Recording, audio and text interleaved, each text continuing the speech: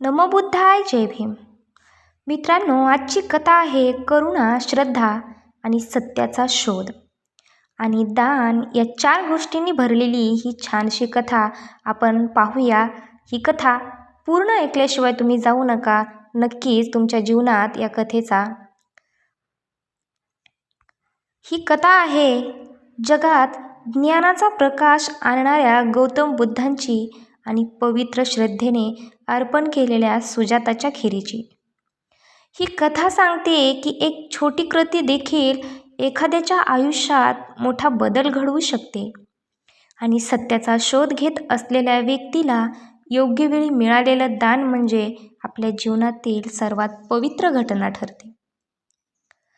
सिद्धार्थाचे ग्रहत्यागानंतरचे काही वर्ष राजकुमार सिद्धार्थाने ऐश्वर्य संपन्न आयुष्य सोडून सत्य शोध सुरू केला.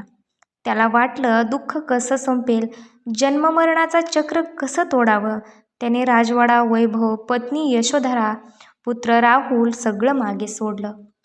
त्याचा प्रवास सुरू झाला वनात, पर्वतावर, वृद्ध ऋषीच्या कुटीत, ध्यानस्थ ठिकाणी. 5 वर्ष फक्त तपस्या, ध्यास आणि तडफड. तो स्वतःला म्हणायचा, जगातील सर्व दुःखाचं उत्तर मला सापडलं पाहिजे. तो कठोर तपश्चर्या करू लागला. अजीर्ण होईपर्यंत उपवास, अंगावर कोणतीही वस्त्र नसलेले दिवस, थंडी, ऊन यांना तोंड देणे. त्याचं शरीर आधी बलवान होतं, पण आता हाडं दिसू लागली. शरीर दुर्बळ, श्वास मंद, पण मनात एकच ध्यास. उरुबेला जंगलातील त्या दिवसाचे वर्णन आपण पाहूया. सिद्धार्थ उरुबेला बोधगयाजवळ या घनदाट जंगलात तपस्या करीत होता. तिथे फक्त निसर्ग, नदीचा मंद प्रवाह आणि झाडांची गुंजारव ध्वनी. सिद्धार्थ त्या ठिकाणी बसून दिवसरात्र ध्यान करत असे. तो एवढा क्रश झाला की पोटाला हात लावला तरी हात मागून दिसत असे.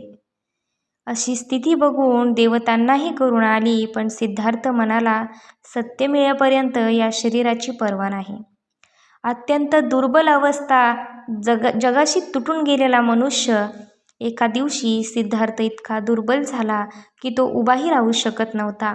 डोळ्यांना काळोख यायचा, शरीर हलत नव्हतं, त्याच्या पायामध्ये रक्त नव्हतं, शक्ती नव्हती. आता त्याला जाणवलं की अति तपस्या हा मार्ग नाही. मध्यम मार्गच सत्याकडे नेऊ शकतो. पण त्या जाणीवेच्या क्षणी त्याचे हात थरथरले आणि तो अशक्त होऊन नदी किनारी कोसळला. सुजाता नावाची दयाळू कन्या. उरुबेला गावात सुजाता नावाची एक तरुण आणि सुंदर स्त्री राहत होती. सुजाता अत्यंत श्रद्धाळू, करुणामय आणि सौम्य स्वभावाची होती. तिने एका झाडाखाली वनदेवताला एक वचन दिलं होतं, जर माझी इच्छा पूर्ण झाली मी तुला खीर अर्पण करेन. तिची इच्छा पूर्ण झाली, तिचं वैवाहिक जीवन आनंदी झालं, तर आता तिला खीर अर्पण करायची होती. खीर बनवताना तिने शुद्ध तांदूळ, ताजं दूध, गोड मध, सुगंधी घटक प्राण ओतून तयार केली. तिच्या मनात श्रद्धा आणि आनंद दोन्ही भरलेले होते.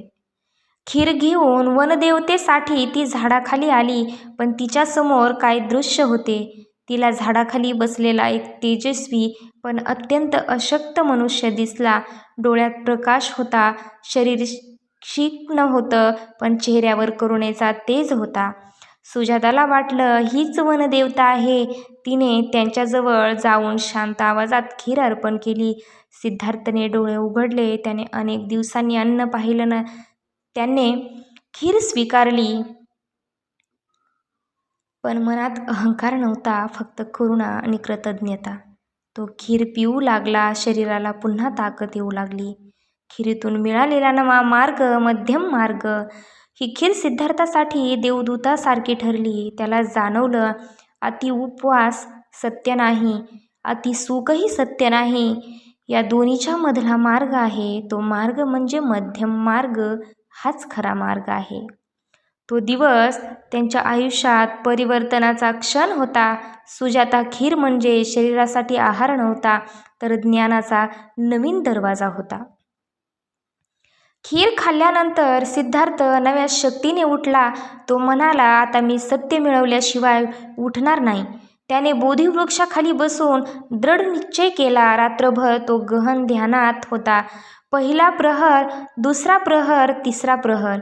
त्याला पूर्वजन्म दिसू लागले, संस्कार दिसू लागले, संस्कार चक्र समजू लागले. पहाटेच्या शुभ क्षणी त्याला ज्ञान प्राप्त झालं. तो गौतम बुद्ध झाला, जगाचा प्रकाशमान दीप. सुजाता खीर जगातील सर्वात पवित्र दान मानले जाते. हा छोटा प्रसंग नव्हता. सुजाता खीर म्हणजे सत्याकडे नेणारा पहिला पाऊल, करुणेचं मूळ, दानाच्या पवित्रेचं प्रतीक, बुद्धत्वाच्या मार्गातील पहिला दिवा. बुद्धांनी नंतर सांगितलं, सुजाताच्या दानामुळे माझं शरीर टिकून राहिलं आणि शरीर राहिलं म्हणूनच मी जगाला ज्ञान देऊ शकलो. दान पवित्र आहे, हानिकारक इच्छेसाठी नाही, पण करुणेसाठी, मदतीसाठी.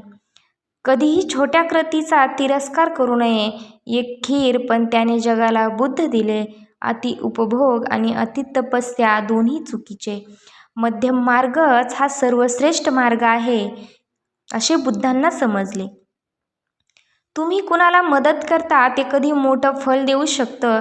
सुजाताने काय विचार केला होता? ती तर फक्त श्रद्धा म्हणून खीर देत होती. मित्रांनो, सुजाता खीर ही फक्त कथा नाही, ती जगाच्या इतिहासातील सर्वात महत्त्वाची घटना आहे. जर सुजाता नसती तर कदाचित बुद्धांची घोर तपस्या शरीर संपवून टाकली असती, जगाला ज्ञान मिळालं नसतं. आपणही आपल्या जीवनात छोट्या छोट्या मदतीचा, प्रेमाचा, करुणेचा प्रकाश पसरवला तर कुणाचं तरी आयुष्य उजळू शकतं. तर आपण या व्हिडिओमध्ये पाहिले सुजाताची खीर. सुजाताच्या खीरीने गौतम बुद्धाला मध्यम मार्ग काय हे समजले. तर तुम्हाला व्हिडिओ आवडला असेल तर चॅनलला नक्की सबस्क्राईब करा, व्हिडिओला लाईक करा, व्हिडिओला शेअर करा आणि आपल्या निकिता गवळी चॅनलला सबस्क्राईब केल्याशिवाय पुढे जाऊ नका. अशाच नवनवीन व्हिडिओसाठी, अशाच बुद्धांच्या शिकवणीसाठी आपण पुढच्या व्हिडिओमध्ये भेटूया. नमो बुद्धाय, जय भीम.